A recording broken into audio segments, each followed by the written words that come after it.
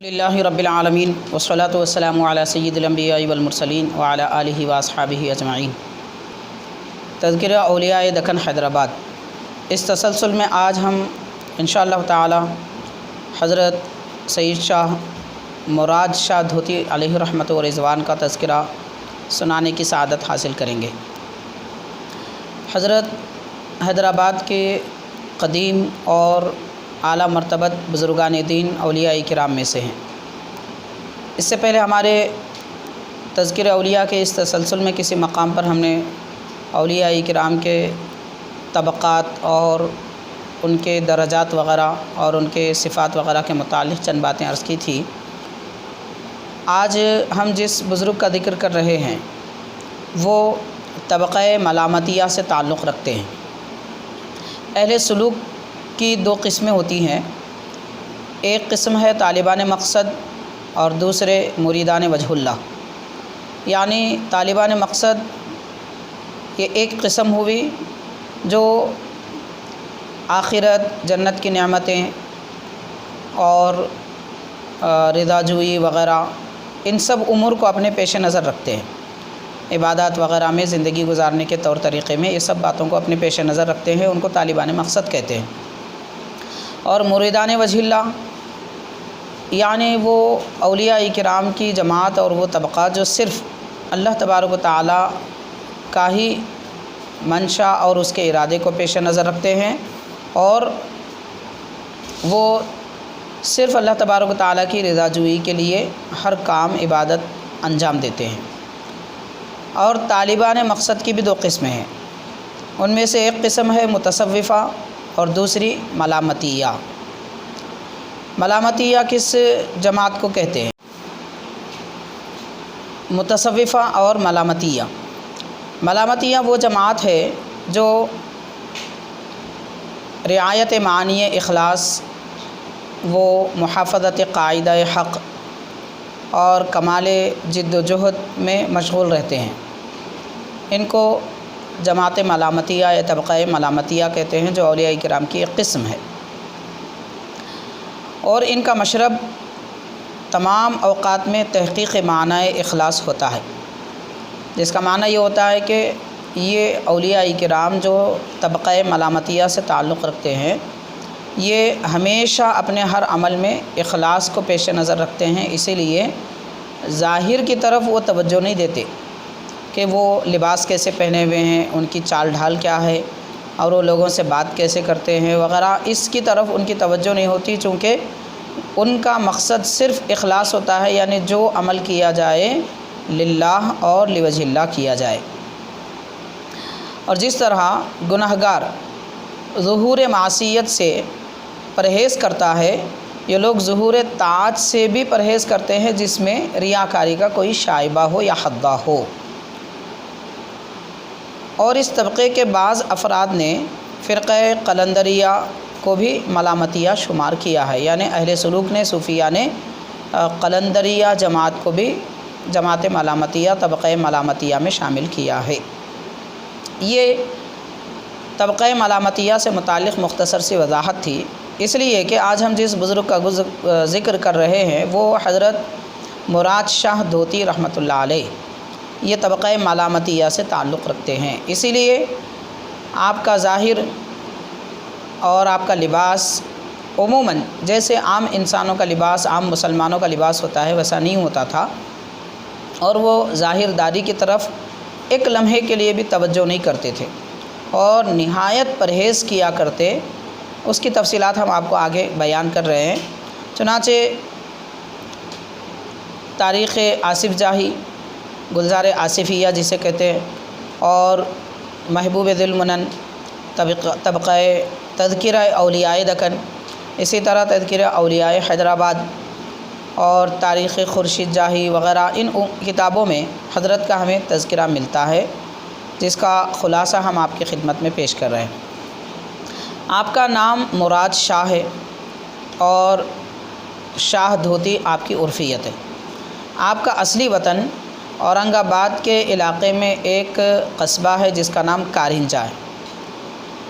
آپ کے شیخ کون ہیں، اس کے متعلق دو باتیں ہمیں ملتی ہیں۔ بعض بزرگوں نے لکھا کہ آپ شاہ فاضل کے مرید اور خلیفہ ہیں،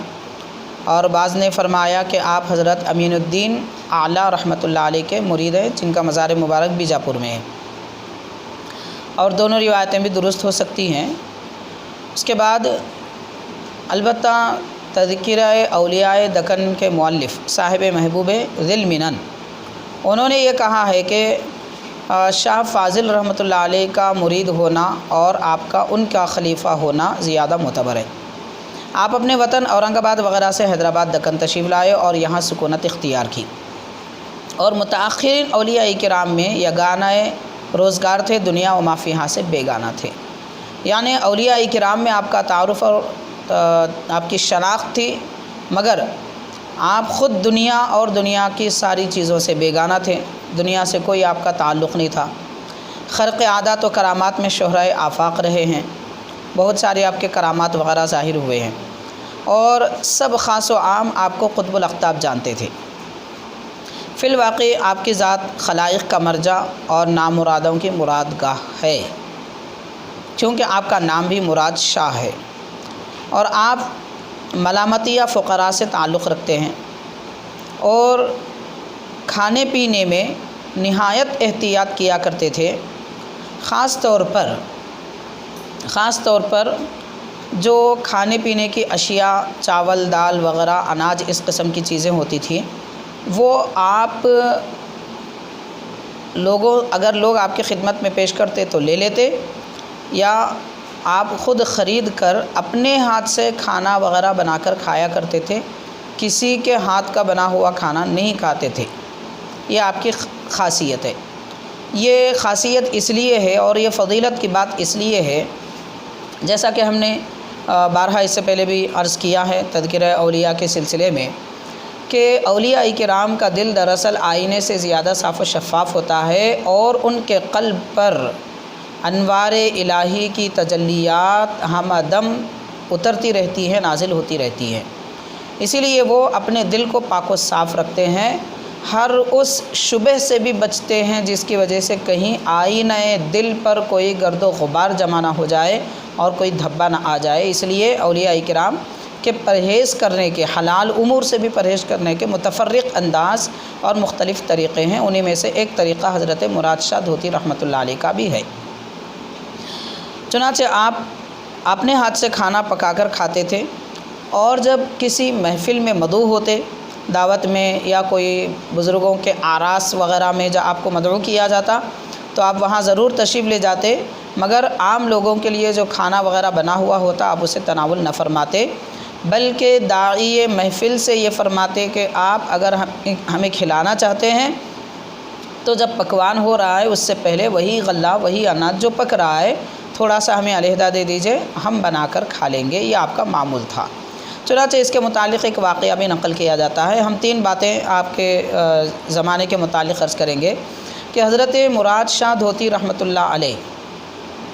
آپ کے زمانے میں جن بزرگوں سے ملاقات کا تذکرہ ملتا ہے اور بعض بزرگوں نے جو آپ کی فضیلت اور شان بیان فرمائی ہے، وہ 3 لوگوں کے تذکرے 3 اولیاء کرام کے ملتے ہیں۔ ان میں سے ایک حضرت میر محمود اولیاء رحمۃ اللہ علیہ کے شہزادے حضرت شمس الدین مولا رحمۃ اللہ علیہ،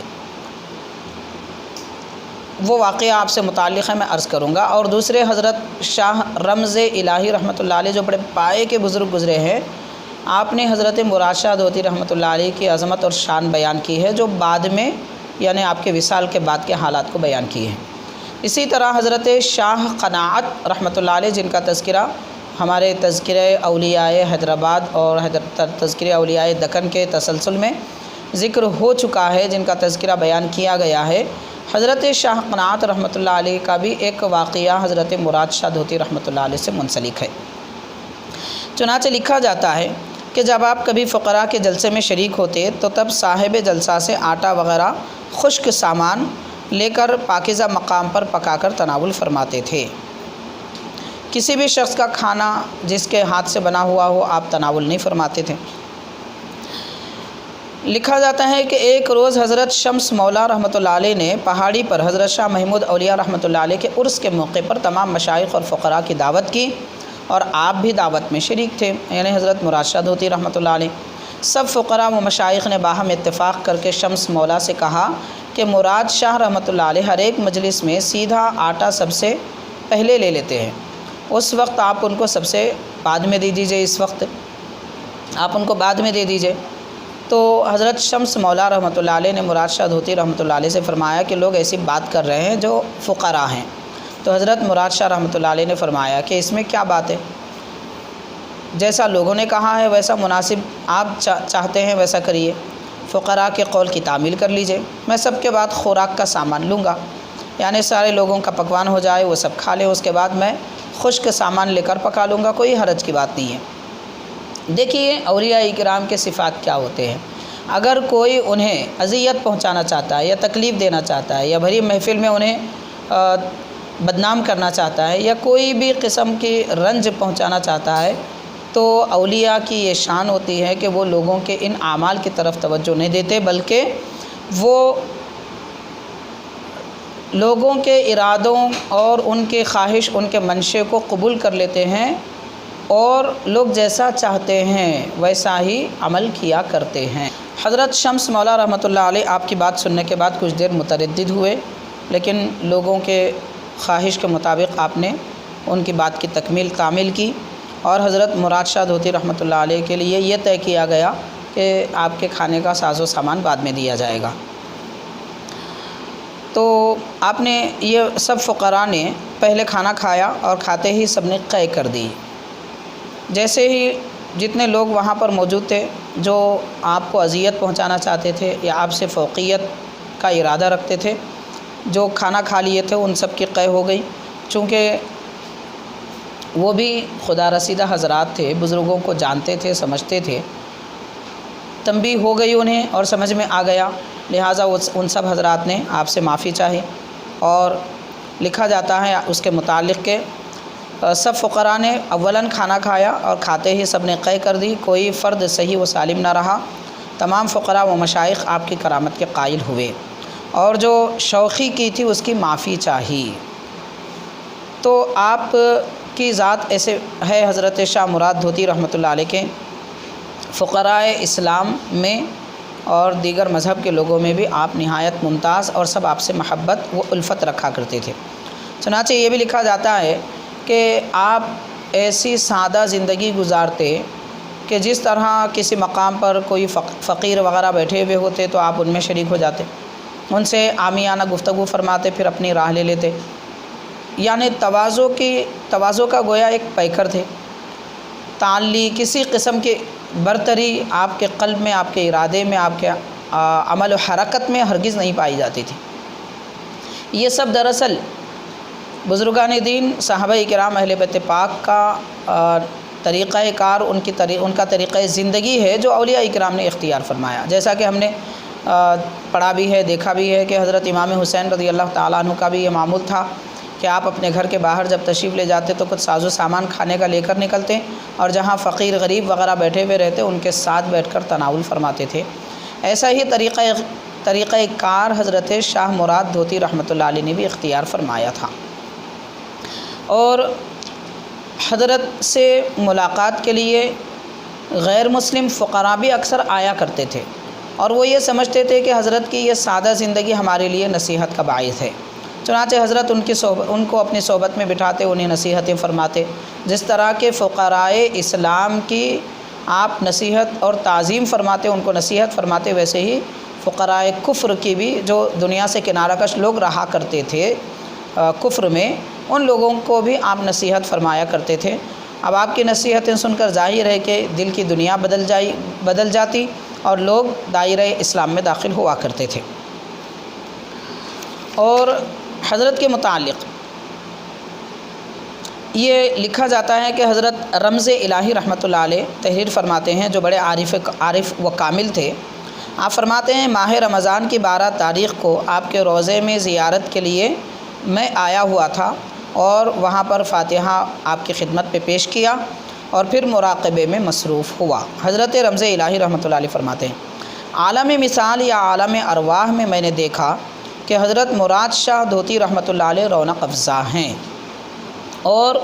حضرت موصوف نے آپ سے مصافحہ کیا، شاہ مراد دھوتی رحمۃ اللہ علیہ نے آپ سے مصافحہ کیا اور آپ کو ایک بلند مکان پر لے گئے جو نہایت پرفضا تھا،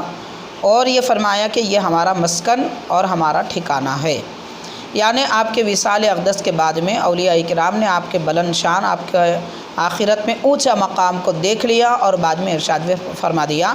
تو آپ کی شان و عظمت کا اس بات سے بخوبی ہمیں اندازہ ہو سکتا ہے کہ زندگی آپ نے جیسے عامیانہ گزاری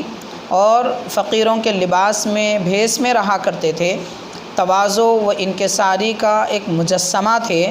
لیکن جتنی تواضع آپ نے دنیا میں اختیار کی، اللہ تعالیٰ نے ویسی رفعت اور ویسی بلندی آپ کو آخرت میں اور آپ کے بعد وصال عطا فرمایا، جس کا تذکرہ حضرت رمز الہی رحمۃ اللہ علیہ خود بیان فرما رہے ہیں۔ اور حضرت مراد شاہ دھوتی رحمۃ اللہ علیہ ماہ جمادی الثانی کی 11 تاریخ سن 1140 ہجری میں اس دنیا سے تشریف لے گئے اور عالم بقا کو روانہ ہوئے۔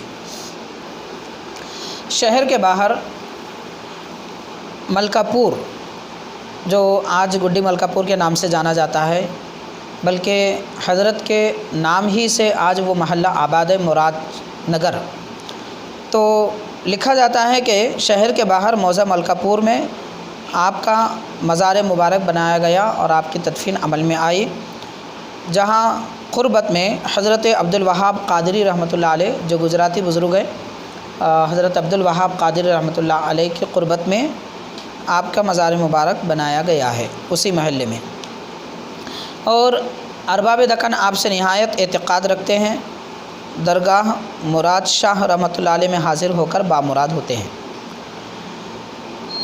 نظام بادشاہ کی طرف سے آپ کے عرس کے لیے 100 روپیے سالانہ مقرر تھے۔ اللہ تعالیٰ اس ریاست کو اولیاء اکرام کی برکت سے قیامت تک قائم رکھے، آمین ثم آمین۔ حضرت کے تذکرے میں ایک اور بزرگ کا بھی ذکر ملتا ہے، حضرت شاہ قناعت رحمۃ اللہ علیہ، آپ کا مستقل ذکر ہم نے کیا ہے۔ شاہ قناعت رحمۃ اللہ علیہ صاحب کرامت و ریاضت بزرگ ہیں اور حضرت عبد النبی رحمۃ اللہ علیہ کے مرید ہیں۔ آپ کے شیخ کے وصال کے بعد حضرت شاہ قناعت رحمۃ اللہ علیہ حضرت مراد شاہ دھوتی رحمۃ اللہ علیہ کی خدمت میں حاضر ہوئے۔ چنانچہ آپ کے متعلق لکھا جاتا ہے کہ آپ کے شیخ سے اسرار معراج شریف سننے کے بعد آپ کا دل نہ بھرا، تو شیخ نے فرمایا کہ مزید آپ نعمتیں اور اسرار معراج سننا چاہتے ہیں اور توحید کے اسرار جاننا چاہتے ہیں تو مراد شاہ دھوتی رحمۃ اللہ علیہ کے پاس چلے جائیں۔ چنانچہ شیخ کے حکم پر آپ اپنے مرشد سے اجازت لے کر حضرت مراد شاہ دھوتی رحمۃ اللہ آپ اپنے شیخ سے اجازت لے کر حضرت مراد شاہ دھوتی رحمۃ اللہ علیہ کی خدمت میں آئے اور اپنی مراد پا گئے، اور جب تک آپ باحیات رہے آپ کی خدمت میں رہے۔ حضرت کے وصال کے بعد میں شاہ مراد رحمۃ اللہ علیہ کے انتقال کے بعد آپ اپنے مکان پر ایسے بیٹھ کر انتقال فرما گئے کہ پھر دوبارہ وصال تک نہیں اٹھے۔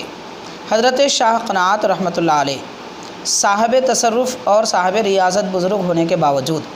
اپنی زندگی حضرت مراد شاہ دھوتی رحمۃ اللہ علیہ کی خدمت میں گزارتے ہیں اور اپنے شیخ سے فیض حاصل کرنے کے بعد آپ کی خدمت میں حاضر ہوتے ہیں۔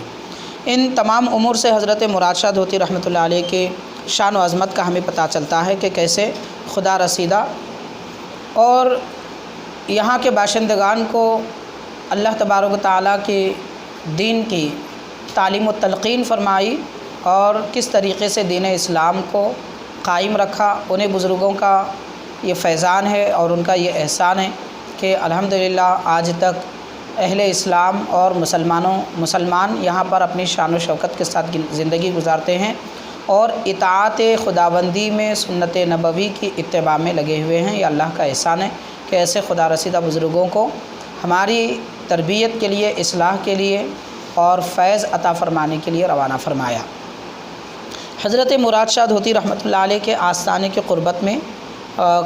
ایک قول کے مطابق آپ ہی کی بنا کردہ مسجد ہے، جو اس وقت بڑی وسیع مسجد ہے اور کئی لوگ وہاں پر ماشاءاللہ پنجگانہ نماز ادا کرتے ہیں۔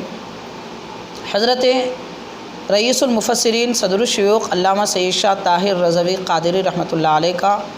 دولت خانہ بھی مراد نگر میں موجود ہے۔ چنانچہ ایک زمانے تک حضرت صدر الشیوخ رحمۃ اللہ علیہ وہاں پر درس تفسیر اور درس تصوف ہر اتوار بعد نماز مغرب دیا کرتے تھے۔